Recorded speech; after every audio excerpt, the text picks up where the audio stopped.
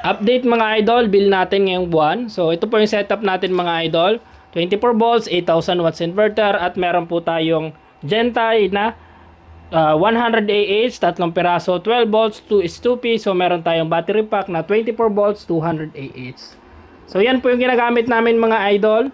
Off-grid po yan. So bali, yung bill namin mga idol ito, since yung aming Meralco, I mean Casoreco kasi Bicol na to sa amin.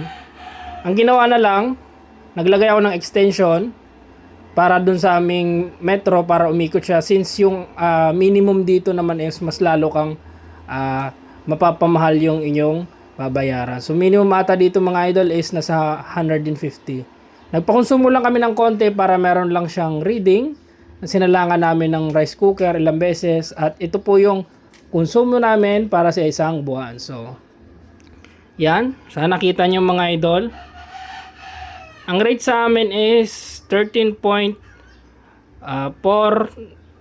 per kilowatt. So, yon.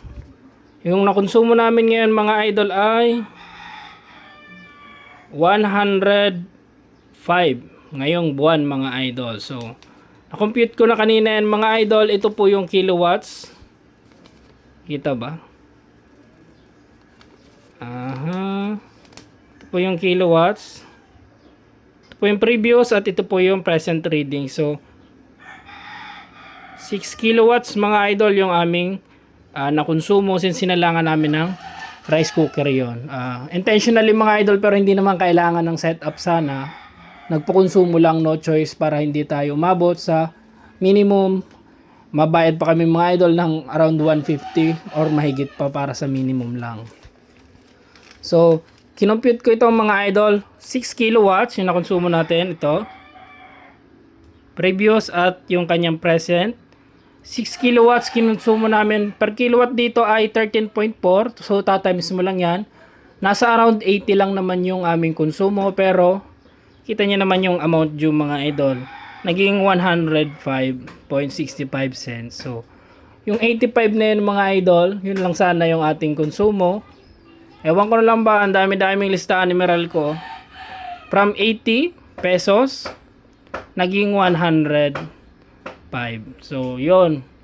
Ewan ko ba, basta kayo na bahala humusga mga idol. So, yun lang naman yung update natin mga idol sa ating setup. 24 volts, 8000 watts, may solar panel yan na 2700. Ngayon pa lang mga idol, share ko sa inyo, around 10 pa lang ng umaga. Yan, 11 sakto mga idol, yung ating battery ay puno na. Nagluto pa dyan si mama mga idol ng ulam, nagsaing, at puno na agad yung ating battery. So, ito na naman ang problema natin mga idol, magdagdag na naman tayong battery. So, regardless naman mga idol, yan talaga, over talaga yung aming solar panel. In-oversize ko yan mga idol since malapit na yung tag-ulan.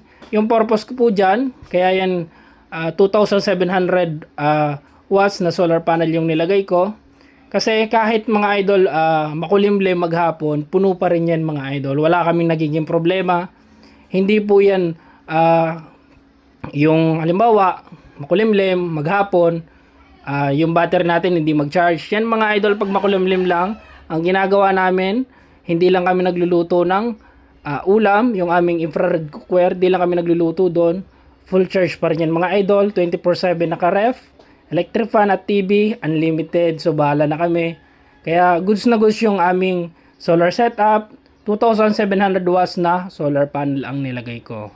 So, siguro sa future, baka magdagdag din ako ng battery, hindi ko lang alam, syempre, medyo may kalakihan yung battery.